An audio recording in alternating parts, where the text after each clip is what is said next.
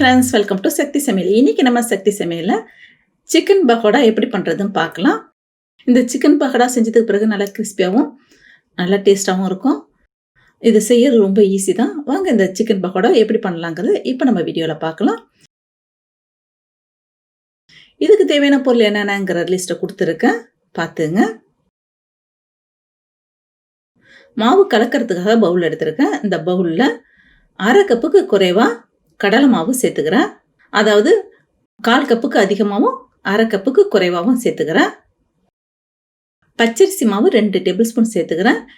இந்த பச்சரிசி மாவு செய்முறை வீடியோவை நீங்கள் பார்க்கணும்னா மேலே உள்ள ஐக்கானை கிளிக் செய்து பாருங்கள், அல்லது கீழே உள்ள டிஸ்கிரிப்ஷனில் இதோட லிங்க் கொடுத்துருக்கேன், பார்த்துங்க. சோள மாவு 1 டேபிள் ஸ்பூன் சேர்த்துக்கிறேன். காஷ்மீரி மிளகாய் தூள் 1 டீஸ்பூன் சேர்த்துக்கிறேன். காரம் உங்களுக்கு எப்படி வேணுமோ அதுக்கு தகுந்தாப்புல சேர்த்துங்க. கரம் மசாலா தூள் 1/2 டீஸ்பூன் சேர்த்துக்கிறேன். இந்த கரம் மசாலா செய்முறை வீடியோ நீங்கள் பார்க்கணும்னா மேலே உள்ள ஐக்கானை கிளிக் செய்து பாருங்கள், அல்லது கீழே உள்ள டிஸ்கிரிப்ஷனில் இதோட லிங்க் கொடுக்குறேன், பார்த்துங்க. மஞ்சத்தூள் 1/4 டீஸ்பூன் சேர்த்துக்கிறேன். இதுக்கு தேவையான உப்பை தூள் உப்பாக சேர்த்துக்கிறேன், அப்போ தான் நல்லா மிக்ஸ் ஆகும்.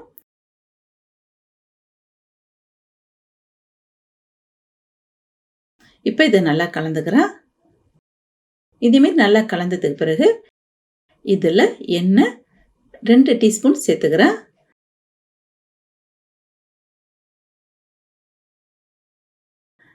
இப்போ இந்த எண்ணெயும் சேர்த்து இந்த மாவோடு நல்லா கலந்துக்கிறேன்.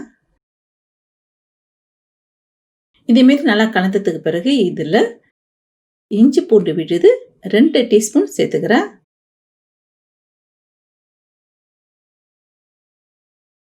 பொடியாக நறுக்குன கருவேப்பிலை கொஞ்சமாக சேர்த்துக்கிறேன். பொடியாக நறுக்குன புதினா கொஞ்சமாக சேர்த்துக்கிறேன்.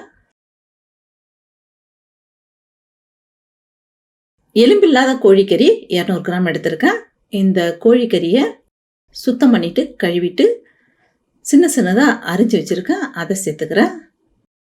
இது கூட முட்டையோட வெள்ளைக்கரு மட்டும் தான் சேர்க்கணும், அதுக்காக ஒரு முட்டை எடுத்திருக்கேன். இந்த முட்டையை உடைச்சிட்டு வெள்ளைக்கரு தனியாகவும் மஞ்சக்கரு தனியாகவும் பிரிச்சுக்கிறேன். இப்போ இதில் உள்ள வெள்ளைக்கரு மட்டும் இது கூட சேர்த்துக்கிறேன்.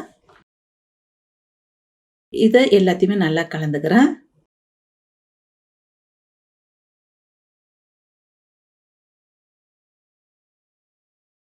இப்போ நல்லா ஸ்டிக்காக இருக்கிறதுனால இதில் கொஞ்சமாக தண்ணி சேர்த்து இதை பசஞ்சிக்கிறேன். இதுக்கு கொஞ்சமாக தண்ணி சேர்த்தா போதும், ரொம்ப தண்ணி சேர்க்க வேணாம், முட்டையோட ஈரமே போதுமானதாக இருக்கும். இதில் 1 அல்லது 2 டேபிள் ஸ்பூன் அளவுக்கு மட்டும் தான் தண்ணி விட்டுருக்கேன். இப்போ இது நல்லா கலந்துட்டேன். இதில் உள்ள காரம்லாம் சிக்கனில் ஊறுறதுக்காக 10 நிமிஷம் அப்படியே வச்சிடுறேன். இந்த சிக்கன் பகோடா பொரிக்கிறதுக்காக கடாயில் எண்ணெய் விட்டு எண்ணெயை சூடு பண்ணியிருக்கேன். இப்போ எண்ணெய் நல்லா சூடாக இருக்குது. இந்த எண்ணெயில் நம்ம கலந்து வச்சோம் பார்த்தீங்களா சிக்கன், அதை ஒன்று ஒன்றா சேர்த்துக்கிறேன். மொத்தமாக போட்டிங்கன்னா எல்லாம் ஒன்றோடு ஒன்று ஒட்டிக்கும். இதை ஒன்றா போட்டால் தான் நம்மளுக்கு தனித்தனியாக கிடைக்கும்.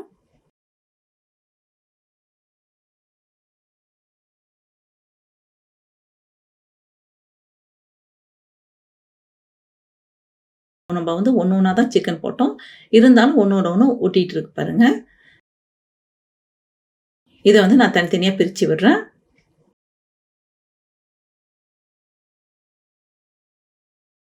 இப்போ நல்லா கிறிஸ்பி ஆகிட்டு நம்ம போட்ட அளவை கட்டிலும் சின்னதாகிட்டு, இப்போ சிக்கன் பகோடா நல்லா பொன்னிறமாக பொரிஞ்சிட்டு, அதனால் இந்த எண்ணெயிலேருந்து சிக்கன் பகோடாவை வெளியில் எடுத்துடலாம். இந்த பொரிச்ச சிக்கன் பகோடாவை டிஷ்யூ பேப்பரில் போட்டோம்னா டிஷ்யூ பேப்பர் இதில் உள்ள அதிகப்படியான எண்ணெயை அப்சர்வ் பண்ணிவிடும். அதுக்கு பிறகு நம்ம சர்வ் பண்ணலாம். இந்தமாரி மீதி உள்ள சிக்கன் பீஸஸும் எண்ணெயில் போட்டு பொரித்து எடுத்துக்கிறேன். இப்போ நல்லா முறுமுறுப்பான சிக்கன் பகோடா ரெடி ஆகிட்டு, இந்த சிக்கன் பகோடாவை ஈவினிங் ஸ்நாக்ஸாக நீங்கள் சாப்பிட்லாம். என்னுடைய வீடியோக்களை நீங்கள் தொடர்ந்து பார்க்கணுமா சக்தி சமையலுக்கு சப்ஸ்கிரைப் பண்ணுங்கள், ஷேர் பண்ணுங்கள், லைக் பண்ணுங்கள். தேங்க்யூ.